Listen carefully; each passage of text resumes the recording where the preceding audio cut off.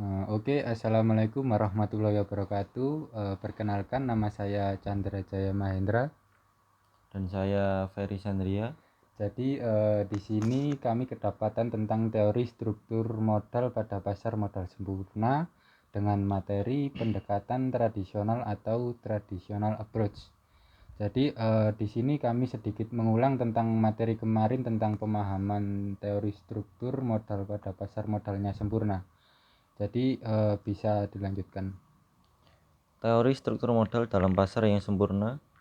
Pasar modal yang sempurna adalah pasar modal yang sangat kompetitif. Dalam pasar tersebut antara lain tidak dikenal biaya kebangkrutan, tidak ada biaya transaksi, informasi bisa diperoleh tanpa biaya, bunga pinjaman dan simpanan sama, serta aktiva tersebut bisa dibagi-bagi atau fully divisible. Sebagai tambahan, diasumsikan tidak ada pajak penghasilan atau income tax. Secara intuitif, kita bisa mengatakan bahwa apabila pasar modal tersebut adalah sempurna, maka variasi dalam struktur modal tidak akan mempengaruhi penilaian terhadap perusahaan.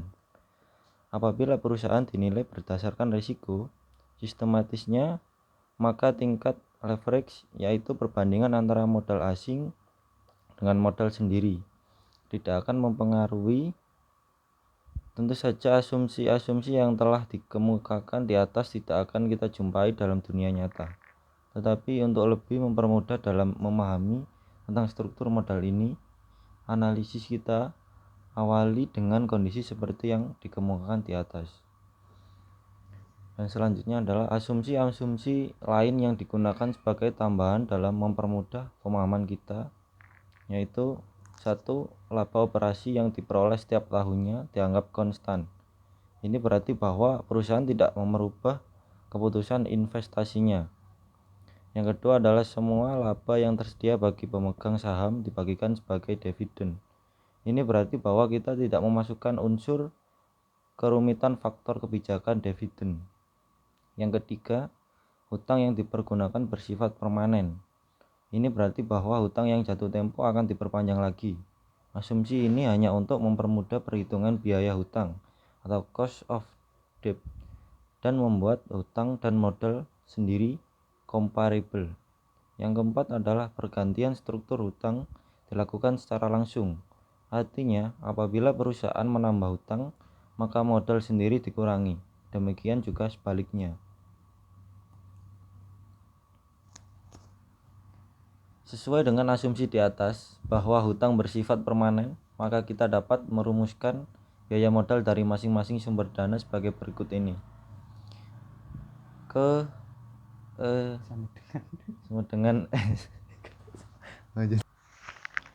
Sesuai dengan asumsi di atas bahwa hutang bersifat permanen, maka kita dapat merumuskan biaya modal dari masing-masing sumber dana sebagai berikut. K sama dengan E dibagi S, di mana K sama dengan biaya modal sendiri atau cost of equity. E sama dengan laba per lembar saham. S sama dengan nilai pasar modal sendiri.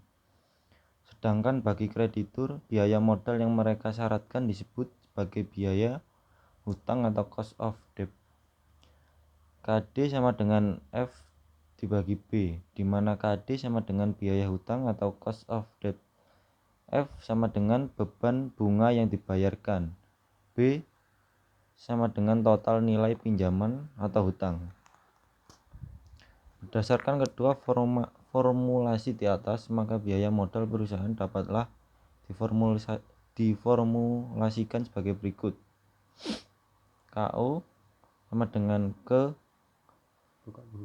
buka kurung S per B plus S tutup kurung tambah KD buka kurung B per B plus S tutup kurung.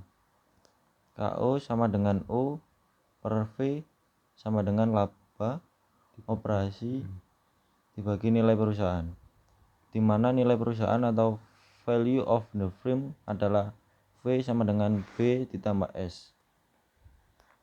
Jadi itulah tadi sedikit pemahaman review ulang tentang pasar modal sempurna ya. Jadi di sini kita mulai fokus dengan materi pendekatan tradisional atau traditional approach.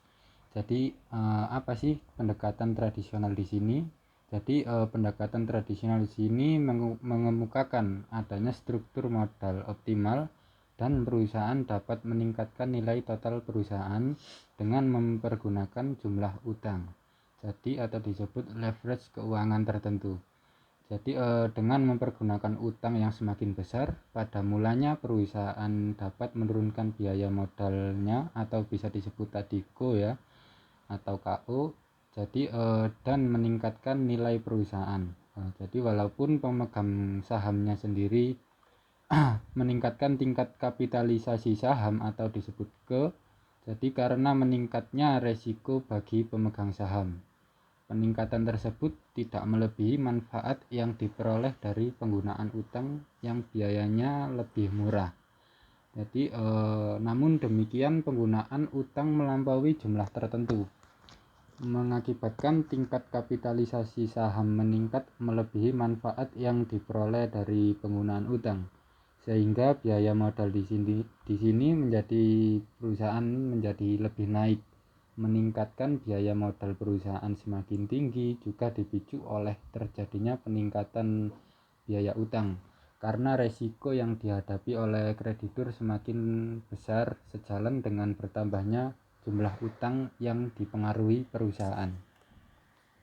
Jadi pendekatan tradisional ini beranggapan bahwa dalam pasar modal yang sempurna dan tidak ada pajak, nilai perusahaan atau value of the firm atau biaya modal perusahaan bisa berubah dengan cara merubah struktur modalnya, yaitu untuk disebut B dibagi S.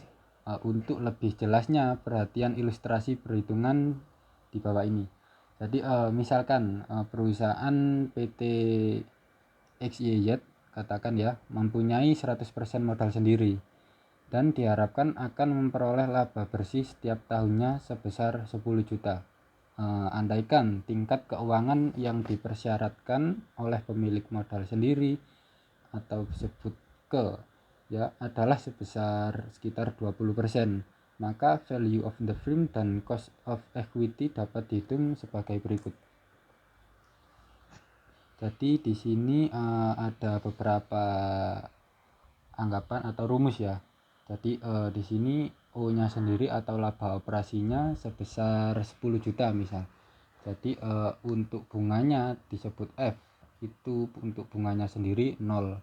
Maka E atau laba tersedia untuk pemilik sahamnya 10 juta. Kemudian ke biaya modal sendiri itu 10 juta dibagi 50 juta dari nilai modal sendiri itu sebesar 0,20 semisal. Kemudian nilai modalnya sendiri adalah 10 juta dibagi 0,20 tadi, di sini dimasukkan 50 juta. Jadi untuk nilai pasar hutangnya masih tertera 0 ya. Jadi nilai perusahaannya sendiri sama dengan 50 juta. Maka biaya modal perusahaan tersebut bisa diartikan sebagai berikut. Kalau dihitung di sini 0,20 dibagi 50 dibagi 50 lagi dan ditambah 0, kemudian 0 dibagi 50 sama dengan 0,20 atau 10 juta dibagi 50 juta adalah 0,20. Jadi dari ilustrasi perhitungan di atas tampak bahwa dengan menggunakan hutang biaya modal sendiri atau ke menjadi naik yakni sebesar 22%. Akan tetapi keadaan perusahaan menjadi lebih baik. Karena apa? Nilai perusahaan di sini menjadi lebih tinggi dan biaya modal perusahaan atau KO menjadi menurun yakni sebesar 0,20% menjadi 0,19. Andai kata sebelum perusahaan menggunakan hutang mempunyai 1000 lembar per saham, maka harga sahamnya ini dihitung 50 juta dibagi harga per lembar saham tadi 1000 sama dengan Rp50.000 per lembar sahamnya. Maka harga sahamnya sendiri 50 juta dibagi 1000 sama dengan 50.000 per lembar. Setelah perusahaan mengganti sebagian sahamnya dengan hutang, maka harga sahamnya mengalami kenaikan, yakni sebesar Rp24.272.700 dibagi 500 sama dengan Rp54.545.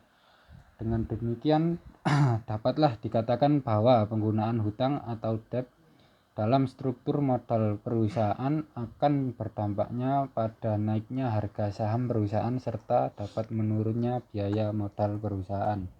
Jadi mungkin hanya ini yang bisa kami sampaikan tentang teori struktur modal pasar sempurna dengan teori tradisional approach. Kurang lebihnya mohon maaf dan wassalamualaikum warahmatullahi wabarakatuh.